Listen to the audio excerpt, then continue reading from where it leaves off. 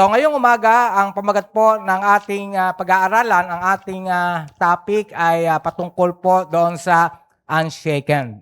Sabi mo sa iyong katabi, huwag kang matitinag. Tumaas man ang bilihin, nandiyan pa rin si Lord. Ayan. Sa John 14:27, ay nabasa na po ang ating mga talata na kung saan dito po tayo kukuha ng ating mensahe. Isang ibon ang mahal na mahal ng babaeng nagmay-may-ari sa kanya. Dahil araw-araw siyang kumakanta. Ang kanyang musika ang nagbibigay inspirasyon at ng magandang mood para sa kanya sa bawat umaga na nadidinig niya ito. Gustong-gusto ng babaeng ito na marinig ang kanyang munting awit. At isang araw, nagpasya ang babae na linisin ang kanyang kulungan gamit ang vacuum cleaner. Tinanggal niya ang attachment sa dulo ng hose at ipinasok ito sa loob ng kulungan.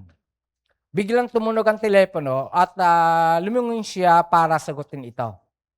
Halos hindi pa siya nakakapagsabi ng hello nang makita niyang nasipsip ng vacuum ang kanyang ibon. Agad niyang ibinaba ang telepono, pinatay ang vacuum at binuksan ang bag.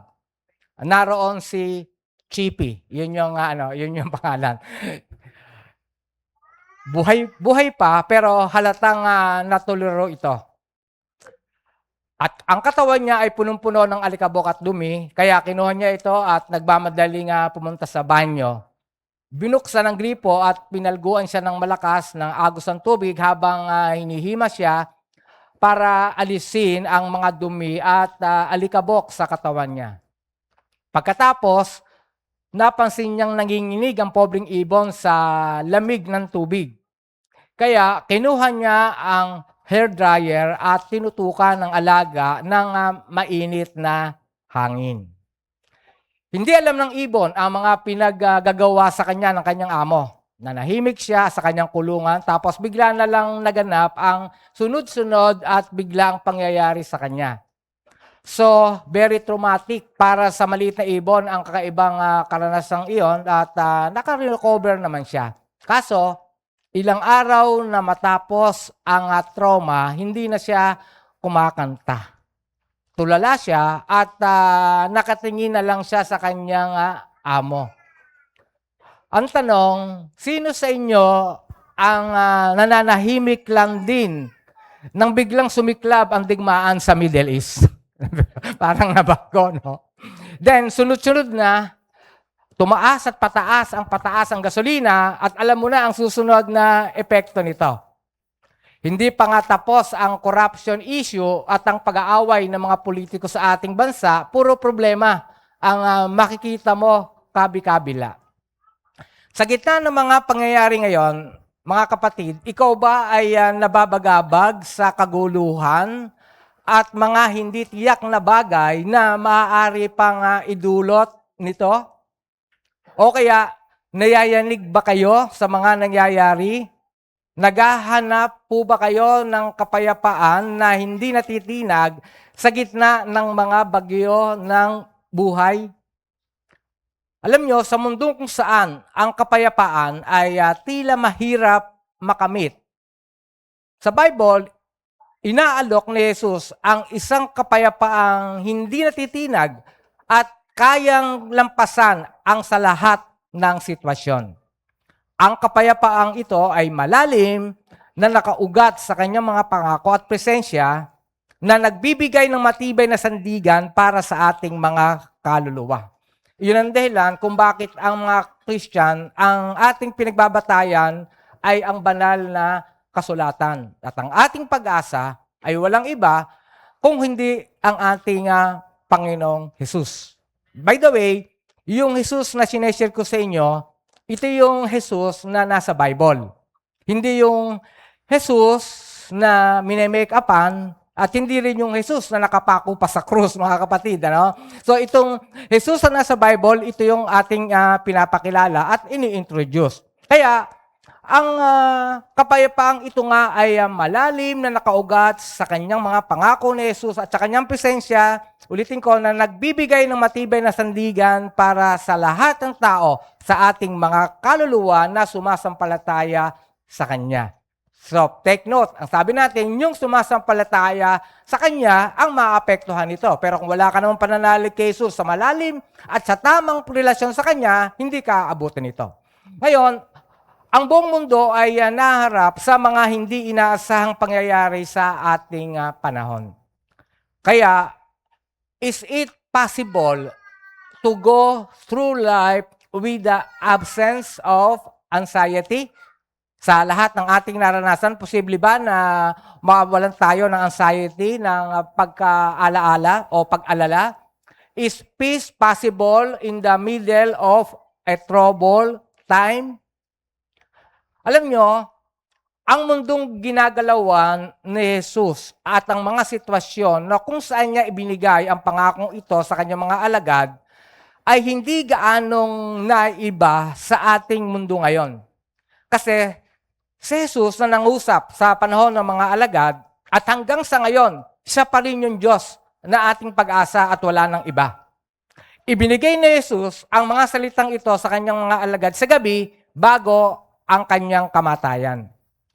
Alam niya ang kalupitan at pagdurusa na haharapin niya kinabukasan. Alam niya ang kaguluhan at pag-uusig na maranasan ng mga alagad pagkatapos ng kanyang kamatayan. Ngunit, gayunpaman, sinabi ni Jesus sa kanila, "Let not your hearts be troubled. Do not be afraid." Alam nyo, ang mga salitang ito rin ang nais kong sabihin sa inyo ngayong lahat, mga kapatid. Let not your heart be troubled. Dapat maging makatotohanan ito sa atin.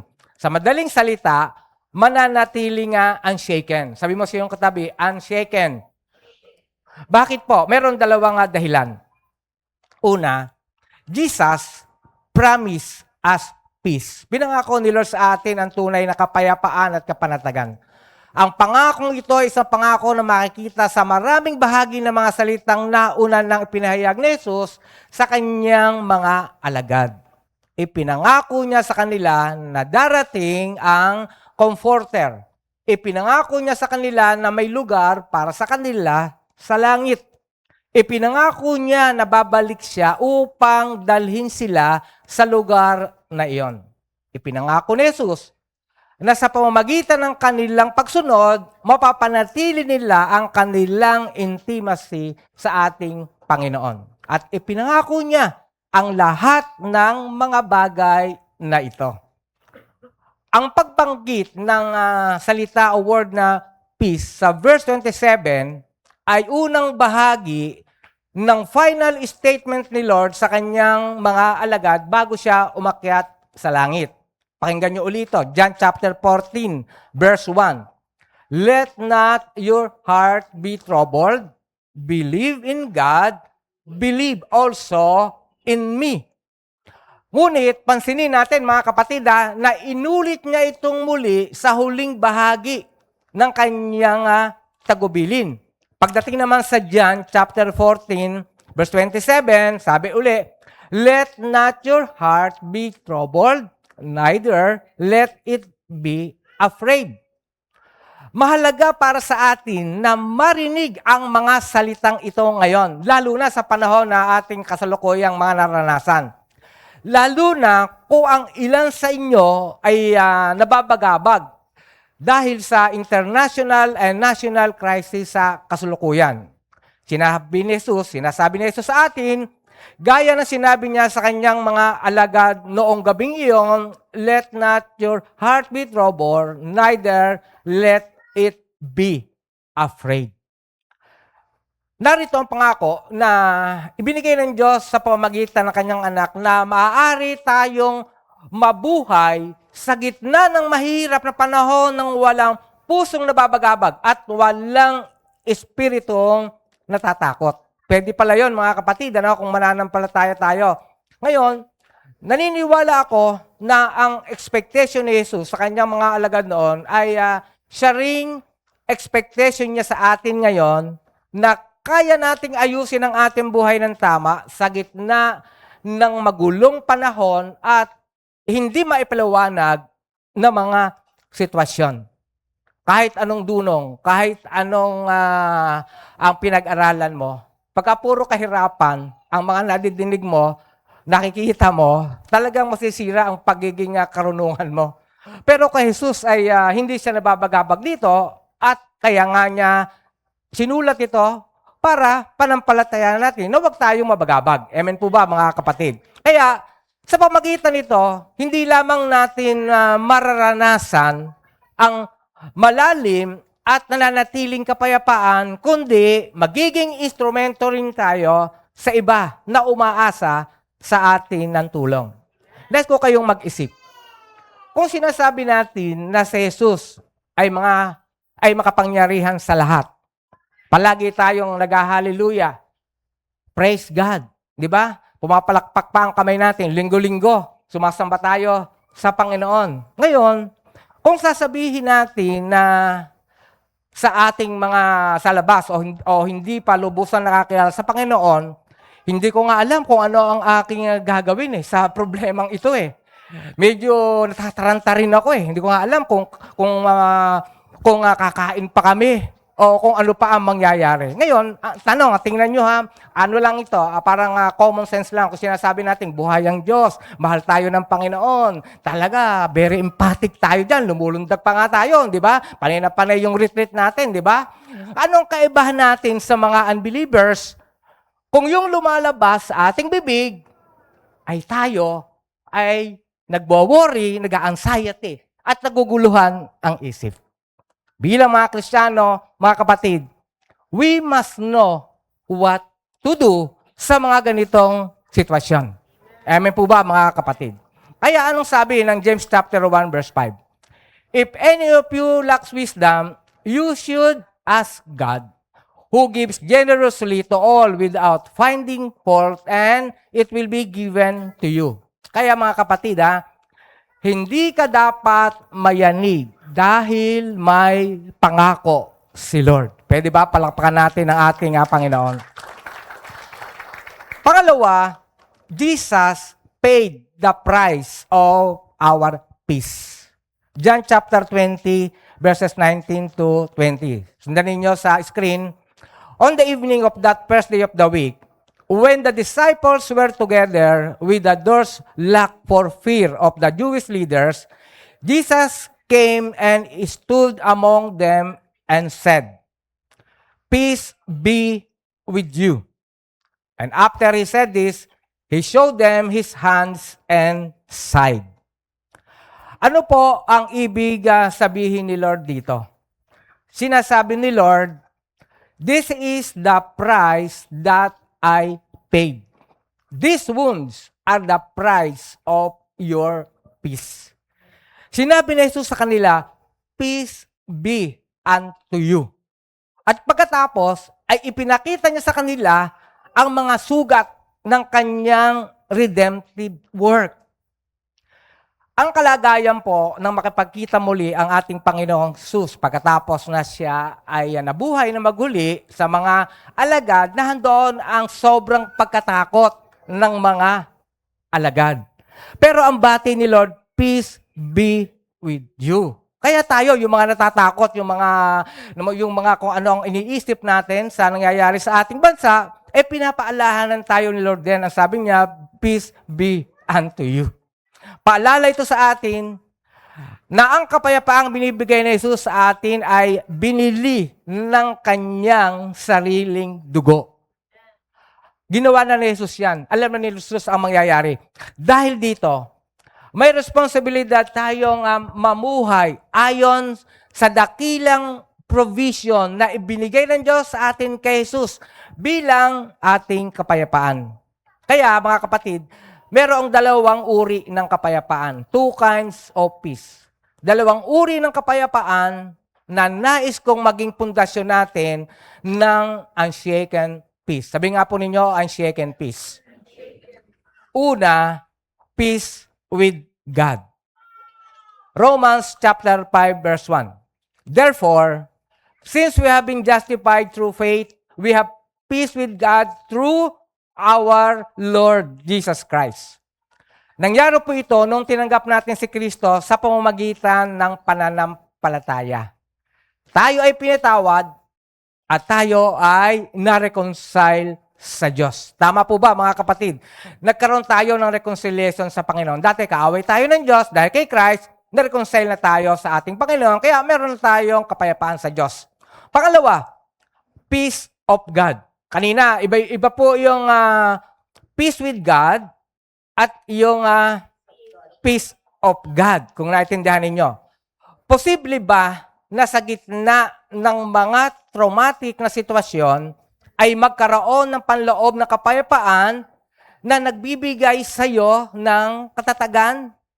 Basahin natin ang Colossians chapter 3, verse 15, I mean. Let the peace of Christ rule in your hearts, since as member of one body, you were called to peace, and be thankful. Philippians chapter 4, verse 7. Basahin natin ng malakas. Ready, go. And the peace of God, which transcends all understanding, will guard your hearts and your minds in Christ Jesus. Ito po ang kapayapaang hindi kayang maipaliwanag ng sanlibutang ito. May mga kapatiran tayo sa church na dumaan sa mga overwhelming na mga pagsubok. Pero tingnan nyo sila, nagpatuloy sila sa pananampalataya at lalo pang naging dedicated. Di ba? Marami tayo nakita ng mga kapatid sa Panginoon na ganoon, di ba? Ang tanging paliwanag na alam ko kung bakit nakakapag-stay sila. Patuloy ang kanilang pananampalataya sa Panginoon at bakit nila nagagawa ito? Kasi nga, meron silang kapayapaan sa Diyos. The peace that passes all understanding.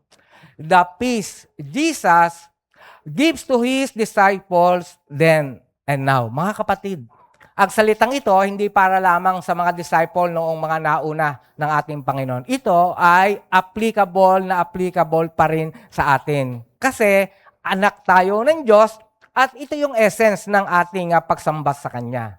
Kaya, what will keep our hearts unshaken in times of trouble and fear?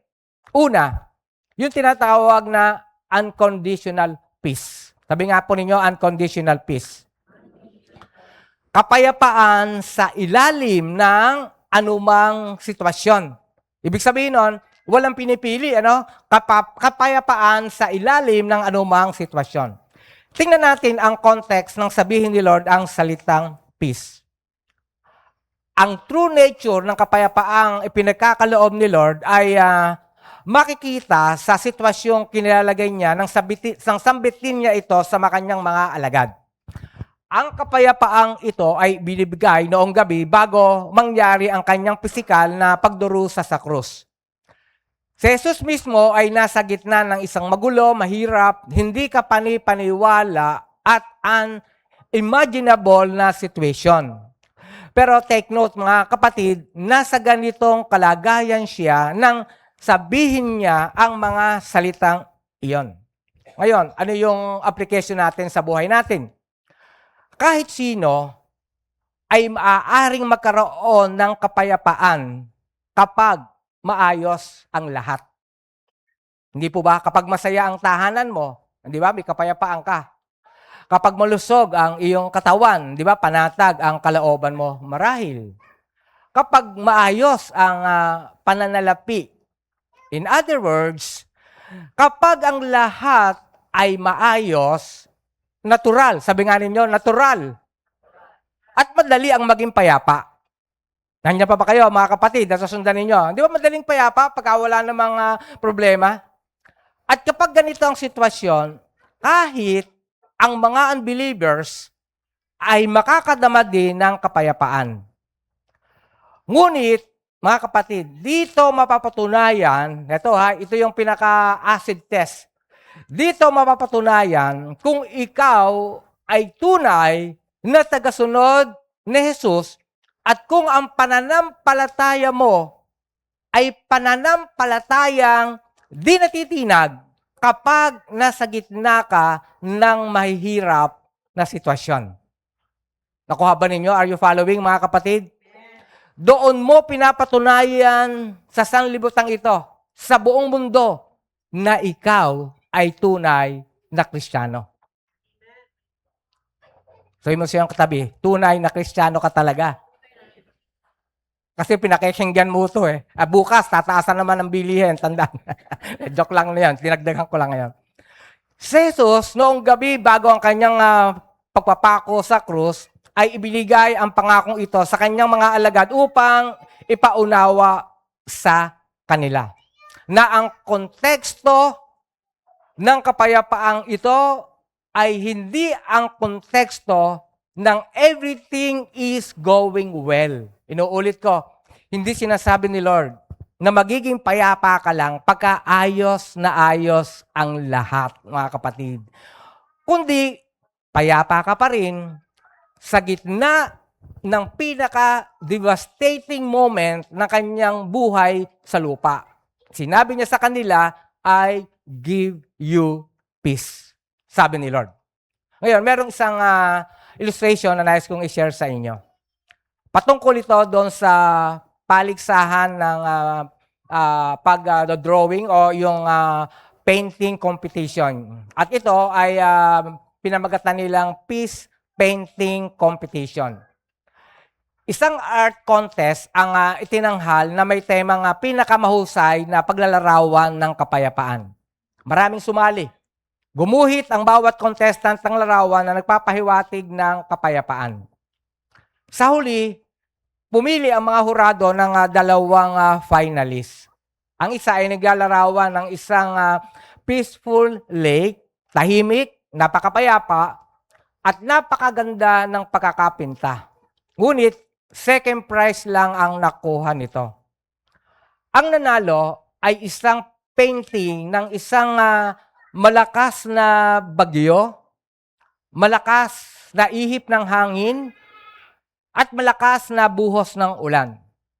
Nagpapahiwatig ang larawan ng isang nakakatakot na epekto ng bagyo. Lahat ay nakakatakot at magulo, ngunit kapag sinuri mo ng mas mabuti, makikita mo ang isang ibon na payapang nakapugad sa loob ng isang siwang na bato sa bangin sa gitna ng bagyo. Ang ibon ay payapa at tila walang bakas ng anumang pangamba. Ano po ang mensahe ng painting na ito? Tanong mo yung katabi, ano ang mensahe sa iyo niyan? Tanong mo sa iyong katabi.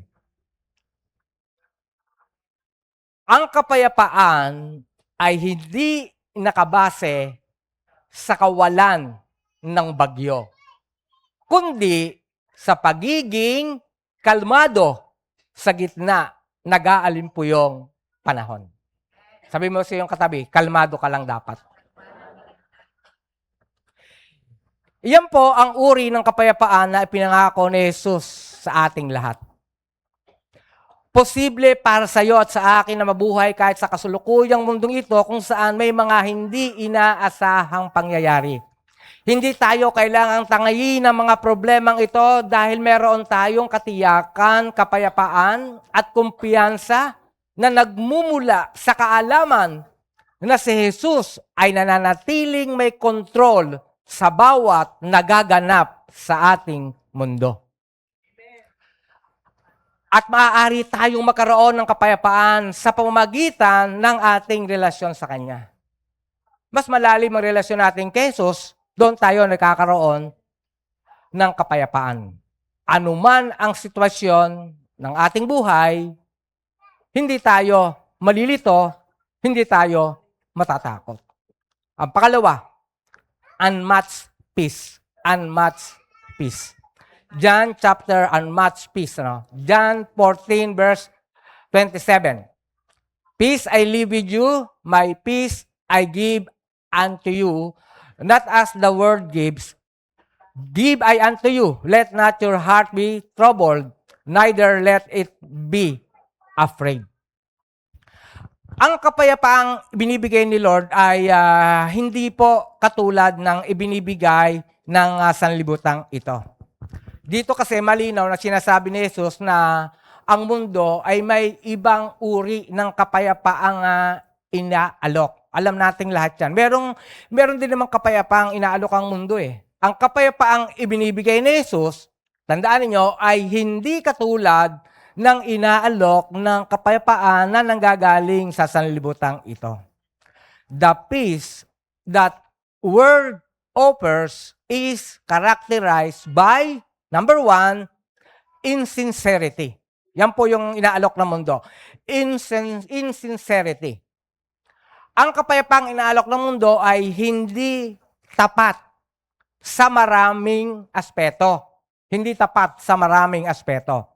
Halimbawa, sa panlabas, ipinapakita ng mga pagtulong na meron silang malasakit. Ngunit sa likod nito ay naroon ang tunay na intensyon o mayroong hidden agenda. Ang ganitong larawan ng kapayapaan ay mababaw at walang tunay na katapatan. Pangalawa, yung tinatawag na inability. Halimbawa, ang pagtatangka na lutasin ang mga international conflicts sa pagitan ng mga bansa ay halos imposibleng gawin. Ang tinatawag ng makapangyarihang mga bansa ay walang kakayahan upang gawing matagumpay ang lahat ng peace negotiations over the history. Maraming kilalang world leaders ang nagbigay ng makapangyarihang motivational speeches tungkol sa kung paano magiging mapayapa ang mundo, ngunit nananatili lamang itong mga salita ng walang kapangyarihan. Noong pa ho yan, pinag-aaralan ng buong mundo para magkaroon ng kapayapaan. Kaya natatag yung United Nations. Hindi po ba? Pero ang dami ng mga nag-research niyan para magkaroon ng kapayapaan ang buong mundo. Kaya kung isipin ninyo, paano makakaroon ng kapayapaan ang buong mundo, kayo nga lang mag-asawa, nakakainisan kayo sa bahay eh. Hindi ba? Minsan sa life group leader na nga, nakakatampuhan pa eh. Di ba mga Christian na yan? Di ba? Pag nakakainggitan pa, paano makakaroon ng kapayapaan sa mundong ito? Napakaraming tao sa buong mundo. At ang lahat ng iyan ay puro mga greed, puro pang sarili nila, ang kanilang iniisip. Alam niyo po ba yon? Kasi yun yung old sin nature ng tao. Na tayo ay pakabig, hindi likas sa atin ang mabuti. Kaya paano makakaroon ng kapayapaan? Malibang ikaw ay makakilala sa Panginoon at lumalim ka sa pananampalataya sa Kanya. Pwede ba palakpakan natin si Lord? Kaya imposible ang kapayapaan anumang gawin ng mga tao. Kaya sabi, insincerity, peke lang yon. Inability. Hindi ba? Kaya lalo na yung mga iba, hindi ba dinadaan natin sa ayuda, dinadaan natin sa pagtulong, pero hindi makakaroon ng kapayapaan yung tao kasi magbigay ka man ng 10,000, pag hindi sapat yun eh. Hindi ba? Yung lahat yon makikita ninyo, may butas, hindi makakaroon ng kapayapaan. Pero eto, the peace that Christ offers is characterized by, number 1, His pure intention. Bakit? Kasi galing ito kay Lord. Ano yung pure intention nito? Sabi niya, my peace. Ang pinagmulan nito ay walang iba, kundi ang ating tagapagligtas. Pangalawa, sabi niya, I give you. Malaya niyang ibinibigay ito sa mga sumasampalataya lamang sa Kanya ng totoong totoo. Ang Kanyang kapayapaan ay hindi lamang ipinangako, kundi ipinagkaloob sa atin. Purely para sa ikabubuti natin. Pangalawa, ultimate sacrifice. Ultimate sacrifice. Ibinigay niya ang kapayapaang ito sa pamamagitan ng krus. Siya ay namatay at muling nabuhay. Meron tayong peace with God sa pamamagitan niya. Meron tayong peace of God dahil sa Kanya. Amen. Ngayon, pangatlo, His generous provision. His generous provision. Ang kapayapaan ni Kristo ay laging sapat. Sabi nga po ninyo, laging sapat. Gaya na sinasabi ng isang awit, Christ is enough for me. Everything I need is in you. Everything I need. Kaya ang sabi, I have decided to follow Jesus. No turning back, no turning back. Kaya mga kapatid, ganyan ang kapayapaang walang katulad. Amen. So, pangatlong punto, abiding peace. John 14:25 verse 26. Sabi, basahin natin sabay-sabay, all this I have spoken while still with you. But the advocate, the Holy Spirit, whom the Father will send in my name, will teach you all things and will remind you of everything I have said to you. Ipinapahayag ni Jesus sa atin ang katotohanan na upang maibigay niya sa atin na kanyang ipinangako, kinakailangan na siya ay bumalik ka sa langit. Bakit po? Dahil ang kapayapaang ipinangako ni Jesus ay nananahan sa person of the Holy Spirit. At ang Holy Spirit ay hindi maaaring ibuhos sa sangkatauhan hanggat si Jesus ay hindi pa umaakyat pabalik sa Ama. Kaya sa Acts chapter 2, sa Day of Pentecost, ang parehong mga alagad na binigyan ng pangako ang siyang unang nakatanggap ng kapuspusan ng Holy Spirit. At ang kondisyon ng pagbaba ng Holy Spirit ay ang kamatayan, pagkalibing, muling pagkabuhay at pag-akyat ni Jesus sa langit. So ibig sabihin ng mga kapatid, noong umakyat na sa langit si Jesus, di ba? After ng kanyang resurrection, ay lumakyat siya sa langit, ay ibinaba niya, pinadala niya ang Holy Spirit. Kaya sa John 16 verse 7, basahin natin ng malakas uli. Subalit, sinasabi ko sa inyo ang katotohanan, ang pag-alis ko'y sa ikabubuti ninyo sapagkat hindi paparito sa inyo ang patnubay, yan yung Holy Spirit, kung hindi ako aalis. Ngunit, pag-alis ko, isusugo ko siya sa inyo. Ngayon. At nang dumating ang Holy Spirit, siya ay hindi lamang sumasa atin, kundi nananahanan siya sa atin.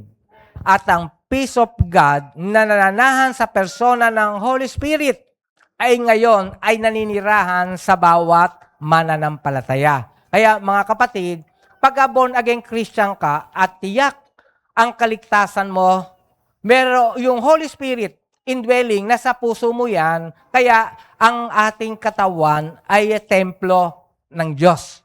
Kaya inuulit natin, wala na yung templo sa panahon ngayon, wala na yung templo o yung gusali na nahandoon yung Ark of the Covenant, nahandoon yung presensya ng Diyos na kung saan daw mga nag-aalay. Ano? Ngayon, wala na po yun. Kasi ang Holy Spirit sa naninirahan sa puso ng tao, sa atin. Kaya tayo ay templo ng Diyos. Kaya pag templo ng Diyos, ang katawan mo, aalagaan mo. Tama po ba? Kaya hindi ka dapat na nagbibisyo. Kung naniniwala ka, ang katawan mo ay templo ng Diyos. Sabi mo sa iyong katabi, ang katawan mo ay templo ng Diyos. Kaya huwag na kayong masyadong magti-TikTok, manonood ng mga drama, huwag kayong magpupuyat, di ba? Huwag kayong cellphone ng cellphone, di ba? Yan. Kasi templo ng Diyos yung katawan natin eh. Amen po ba mga kapatid, di ba? So ituloy natin. Pansinin natin ang mga sumusunod. Isa sa mga simbolo ng Holy Spirit ay ang kalapati, isang simbolo ng kapayapaan. Ang pangalan ng Holy Spirit ay the Comforter, Paraclete, Advocate, or Counselor. Siya ang ambasador ng Diyos ng kapayapaan sa bawat pusong nababagabag na sumasampalataya kay Jesus Christ. Kaya kapag nababagabag ka, anyayahan mo palagi ang Holy Spirit. Sabi mo, oh Holy Spirit, pare, ay mangusap ka sa akin. We welcome you in our place o sa aking puso. Kaya pwede niyo pong gawin yon at sa inyong mga devotion, sa inyong quiet time para mangusap siya sa inyo at yung inyong mga pag-alala ay mapalitan ng pananampalataya. Ang pang-apat, panghuli na to, indestructible peace. John chapter 14 verse 30, basahin natin. I will not say much more to you, for the prince of this world is coming. He has no hold over me. Ito pa. Alam na Jesus na meron po tayong kaaway. Tinatawag niya itong prince of this world, yung prinsipe ng sanlibutan. Ito ay tumutukoy sa diablo, kaya Satanas. Lahat tayo ay pwedeng maling lang ni Satanas. Tandaan niyo yan. Tingnan niyo yung katabi ninyo. Tingnan niyo. Yung katabi ninyo. Tingnan niyo. Hindi diablo ang katabi ninyo. Hindi. Kaya ako lang pinapatingnan sa inyo para hindi siya pasukin ng diablo. Alam natin na ang taong nagkanulo sa kanya, example dyan ay si Judas sa Iscariote, na siya nung panahon yon ay nasa ilalim ng impluwensya ni Satanas. Ngunit, pansinin na sumunod na sinabi ni Jesus, ito yung good news mga kapatid He has no hold over me. Yan ang sabi ni Jesus. Wala siyang kapangyarihan sa akin. Yan. Nandiyan si Satanas. Nandiyan ang evil spirit. Nandiyan ang kaaway. Pero sabi ni Lord, wala siyang kapangyarihan sa atin. Walang anumang kasalanan. Mga kapatid, tandaan niyo ito. Walang anumang kasalanan sa kanyang buhay na maaaring maging daan o foothold upang magkaroon ng kapangyarihan si Satanas sa kanya.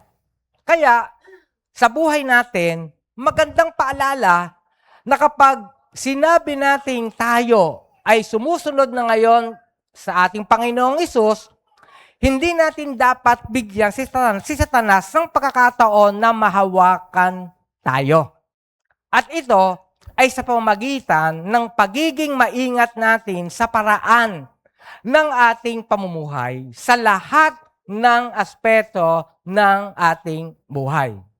Marahil mga kapatid, ay mabigat itong pakinggan. Ngunit, posible po ito. Si Lord mismo ang nagpakita sa atin kung paano natin magagawa ito. Bawat simula ng araw, ang kanyang priority bago ang lahat ay kanyang intimate time with the Father. Na pinakita ni Jesus ang kanyang priority bago lahat ng kanyang aging ministry, nakikipag-usap siya sa Diyos Ama. Nakipag-usap siya sa Diyos Ama. Basic na basic, but not negotiable.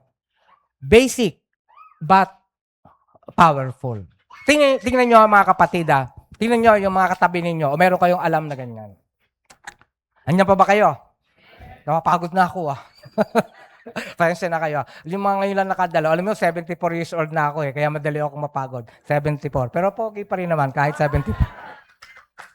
Then, inaalis ko lang yung antok niyo. Tingnan niyo, no? Tayo, hingi ng blessing kay Lord Tingnan niyo. Subukan niyo, ito testing lang to, huwag kayong gagalit, hindi ko alam kung sino sa inyan. Araw ng linggo. May aya sa inyo ng birthday party. Araw linggo yan. Ano pipiliin ninyo? May nag-aya sa inyo araw ng linggo, pupunta ng Boracay, libre. Tutuloy kayo o sasamba kayo? Yan, testing lang yan Testing lang yan So, kung yung mga maliliit na bagay na yan, paano mo maibibigay ang buhay mo kay Lord? Paano mo may susurrender yon? Alam nyo, practicean lang yan. Kung na-exercise ninyo na utal ako, sa mga maliliit na bagay, may exercise nyo yan sa malalaking bagay. Magmamature kayo. Pero kung sa maliliit na bagay lang tumutumba na kayo, paano kayo lalakas? Hindi mo pagtatagumpayan ang mga malalaking pagsubok, yung pagtaas ng bilihin, manginginig kayo. Yung mga tumataas ang gasolina, yung mga kotse, o yung kotse nyo, pahilan nyo sa kalabaw para hindi na kayo maggasolina.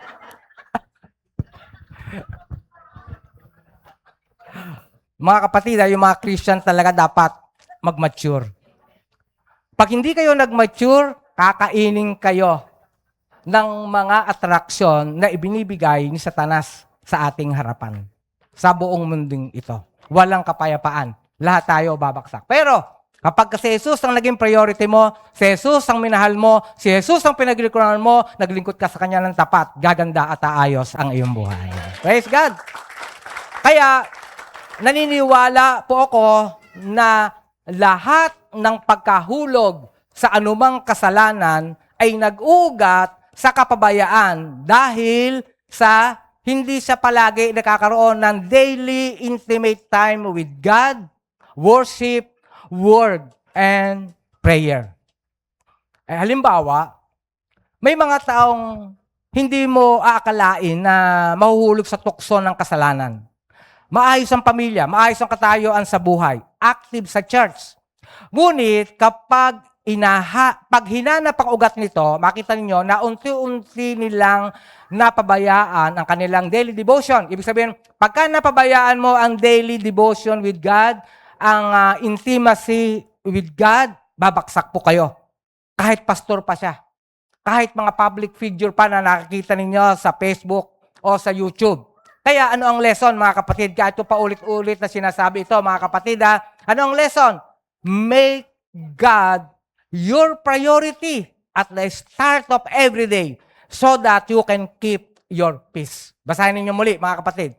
Make God your priority at the start of every day so that you can keep your peace. Amen. May kaaway ang ating kapayapaan, mga kapatid. His aim to steal, kill, and destroy. Ang taktika nito ay magdulot ng takot, magpadama ng guilt, magdala ng anxiety, at panghihina ng loob. Yun naman gusto ng kaaway yung manghina tayo, mawala ng pananampalataya, ma-stress tayo, magkaroon tayo ng anxiety, palagi tayong takot, gusto ng kaaway yan. At sa sandaling bigyan natin siya ng foothold sa anumang aspeto ng ating buhay sa pamamagitan ng kasalanan, binibigyan natin siya ng pagkakataon na atakihin tayo. Ang isang bagay na sumisira sa kapayapaan ng higit sa anuman ay ang kasalanan. Kasalanan na iniingatan ng isang tao sa kanyang buhay. Ayaw na ayaw ni Lord ng kasalanan. At iyon, magiging failure ka, magiging talunan ka kapag ka may iniingatan ng kasalanan sa iyong buhay. Kasi, pero pagkawala sabi niya, bagamat sinabi ni Jesus na the adversary has no power over me. Pinapaalala ni Jesus sa atin na ang kapayapaang taglay natin ay i-challenge ng kaaway. Tandaan nyo mga kapatid, palagi tayong i-challenge ng kaaway. Kahit yung mga naligtas na. Sa huling panahon, ang sabi ay maliling lang ang mga Kristiyano. Yun ang sabi ng Bible sa huling panahon. Sa end times palagi sinasabi yun. At kung dumating ang panahon na i-confront ni Satan ang kapayapaan mo, dapat, ganito ang tatandaan natin mga kapatid. Halimbawa, si Satanas ay sinisira ang isip mo, sinisira ang emotion mo, o yung buhay mo. Ano ang tatandaan mo? Na si Jesus ay palagi kanyang binabantayan. He will keep you and guard you. Sa pamagitan ng banal na Espiritu, siya ang magtatanggol sa iyo. Your life is in His hands. Ang buhay natin ay hawak ng Panginoon yan. Tandaan ninyo, hindi makapangyayari ang anumang gawa ni Satanas kasi hawak ni Lord ang ating buhay. Yung sinasabing, you are in good hands. Di ba?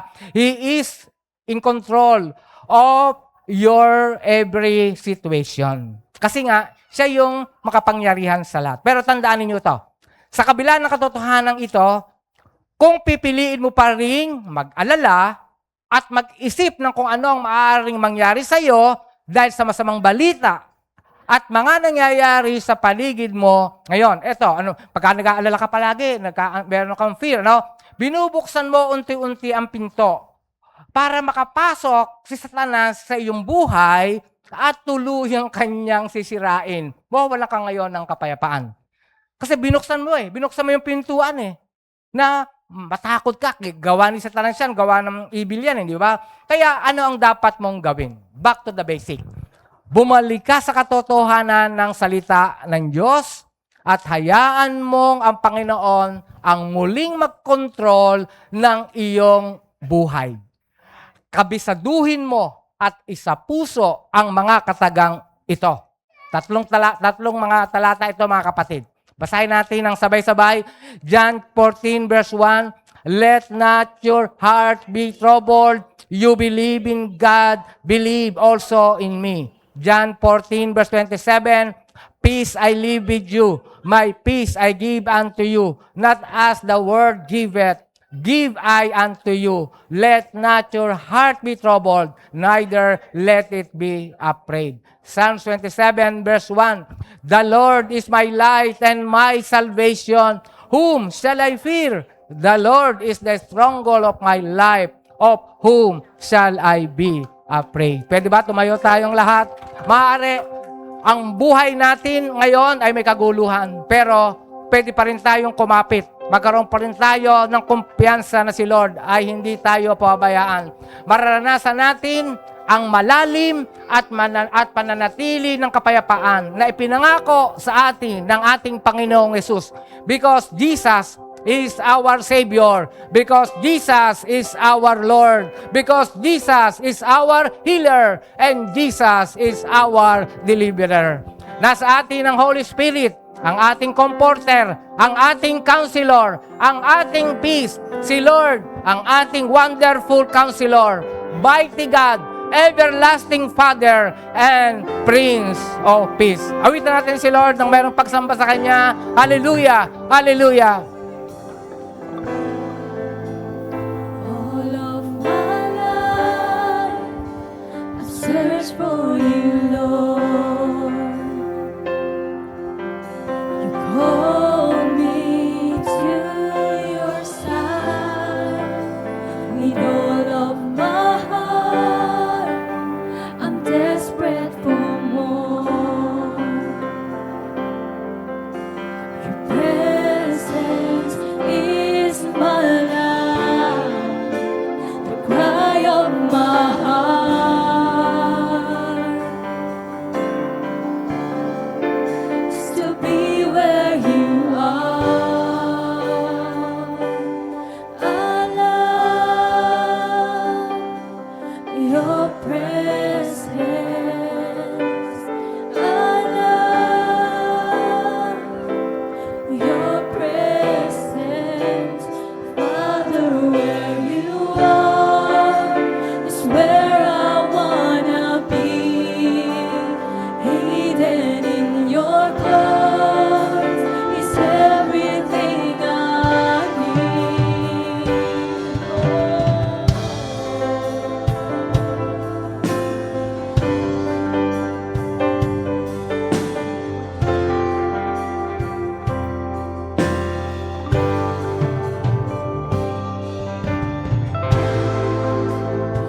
You are my strength, you are my shield. Surround me with your song. All that my soul will know is your peace. You hide me in your love, the cry of my heart. Just to be where you are. I love your presence. Yes, Lord. I love your presence. Father, where you are is where I wanna be. Hidden in your court is everything I need. I love your presence. I love your presence. I can hear you call. I run into your arms. Jesus, you are all my heart is longing for. Panginoon, maraming salamat sa katotohanan ng iyong salita. Anuman ang mangyari sa mundong ito, anuman ang mangyari sa aming kapaligiran, ikaw ay narito at kasama ka namin, Panginoon. Ikaw ang lumikha sa amin. Ikaw ay nagminahal mo po kami, Panginoon Diyos, at ang iyong salita ay palaging buhay.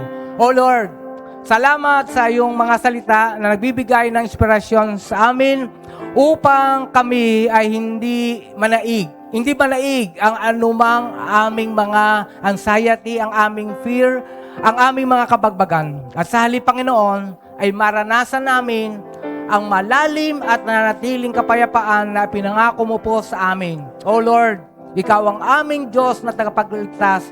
Ikaw ang aming Panginoon. Ikaw ang aming dakilang manggagamot. Ikaw ang siyang makapagpalaya sa amin sa kasalanan o mga anumang bagay na aming nararanasan, Lord.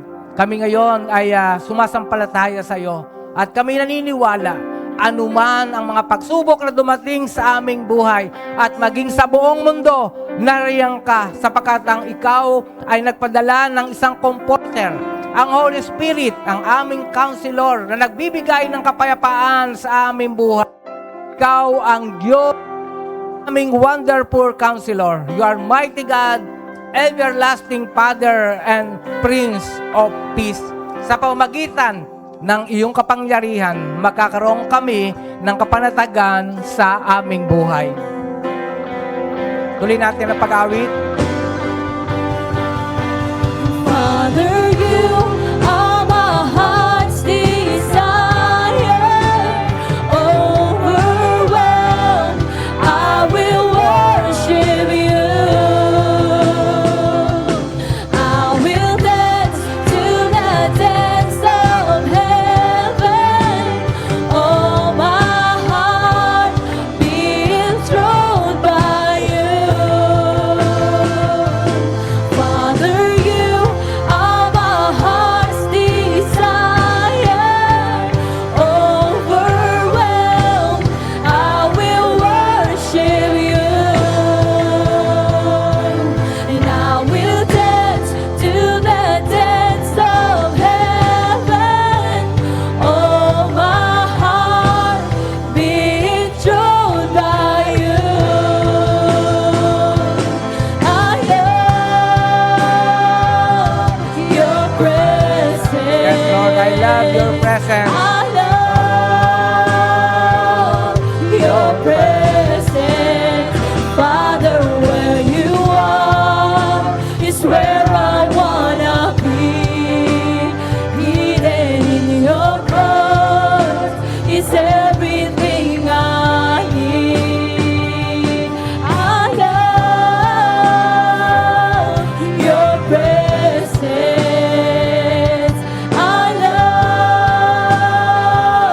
your presence. I can hear you call. I run into your arms. Jesus, you are all my heart is longing for.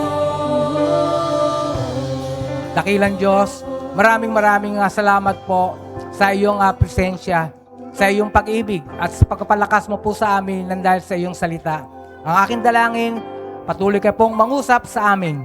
At higit sa lahat, Lord, ikaw ang aming patuloy na maitaas sa aming buhay. At amin po rin nga dinalapit sa iyo ang iyong mga anak na narito, ang mga tatay na narito, ang mga nanay, ang mga anak, ang mga sanggol. Balutin mo po kami ng iyong kapangyarihan, ng iyong proteksyon, ng iyong pabor, at ng iyong banal na dugo. Kami ay ilayo mo sa anumang uri ng sakuna at kapahamakan. Samahan mo po kami, Panginoon, hindi lamang sa oras ito, hindi sa aming paglabas sa aming building na ito, sa aming pagsama-samang ito, patuloy ka pong mangungusap sa amin at ikaw lamang ang aming sasampalatayanan. Wala kaming sasambahin, kundi ikaw na siyang nagbibigay ng kapayapaan sa aming mga buhay. Salamat po, Ama, sa mga aral na aming tinanggap ngayon at ito ay aming panghahawakan sapagkat ikaw lamang ang Diyos na mabuti, Diyos na maasahan